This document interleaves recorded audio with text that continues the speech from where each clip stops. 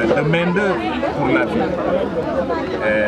Beaucoup de gens, beaucoup de jeunes, beaucoup de femmes partent pour l'émigration, vont à Dakar à la recherche de travail. Ce qui m'a rassuré, c'est que quand je suis venu un an après, j'ai trouvé un périmètre que les villageois eux-mêmes ont aménagé, avec l'aide du maire de 5 hectares, avec un investissement de 6 millions de francs.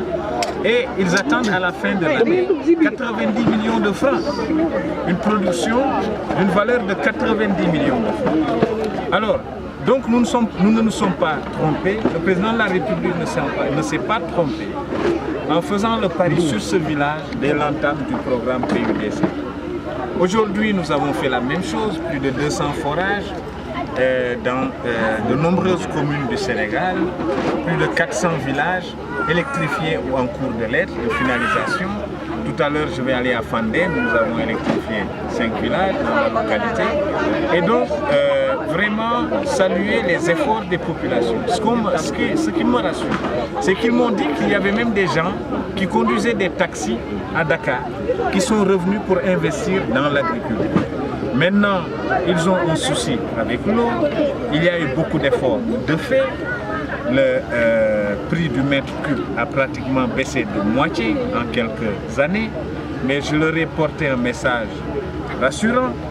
Le souci du président de la République, en réalité son souci profond, c'est qu'on arrive un jour au Sénégal où les gens pour boire de l'eau ne vont pas payer, où les gens pour s'éclairer, en tout cas l'électricité de base, ne vont pas payer, en tout cas ça va être quasiment gratuit.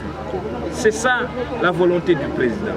C'est toujours venir en aide aux plus démunis, comme il est en train de le faire avec la couverture maladie universelle, avec les bourses familiales, avec le programme d'urgence de modernisation des agglomérations frontalières. Et nous, PUDC, nous sommes engagés dans une phase 2 avec 300 milliards. Nous allons faire des centaines de cases de santé. Mais j'ai insisté sur le fait que nous allons investir dans les chaînes de valeur. Les chaînes de valeur, c'est l'avenir.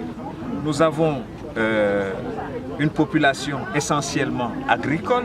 Plus de 60% des populations vivent dans le monde rural et d'agriculture.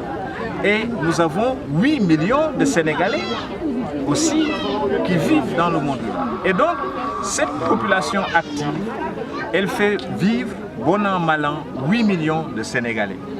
Alors, comment traduire cet effort en termes d'investissement humain dans le produit intérieur brut, dans la production des richesses? Comment faire en sorte que nos investissements puissent se répercuter dans la production des richesses et enrichir davantage les Sénégalais?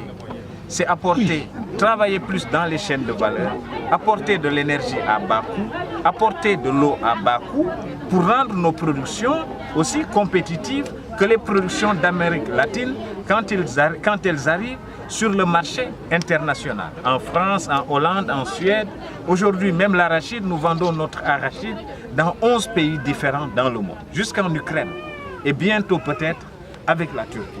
Donc il y a énormément d'efforts de fait dans le monde rural. Nous avons distribué 600 motopompes pour l'irrigation, mais nous sommes en train d'aménager 585 hectares déjà à travers le pays. 116 leçons effectivement. Nous avons déjà clôturé 90 périmètres. Nous avons apporté de l'énergie, de l'électricité dans 18 périmètres. Nous sommes en train effectivement d'exploiter comme ici 8 périmètres et nous voulons l'élargir et nous voulons l'augmenter. C'est sur ça que je travaille avec l'équipe PUDC, à la tête de laquelle il y a le directeur national, Cheikh Diop, qui fait un excellent travail. Dès qu'il y a eu des problèmes ici, il m'a appelé, il m'a dit il y a des problèmes, je lui ai dit c'est bien d'y aller pour voir ce qui se passe. Le souci des populations, c'est le souci du président de la République, je l'ai dit. Il a toujours dit en Conseil des ministres, je ne supporte pas les coûts de l'eau dans le monde rural.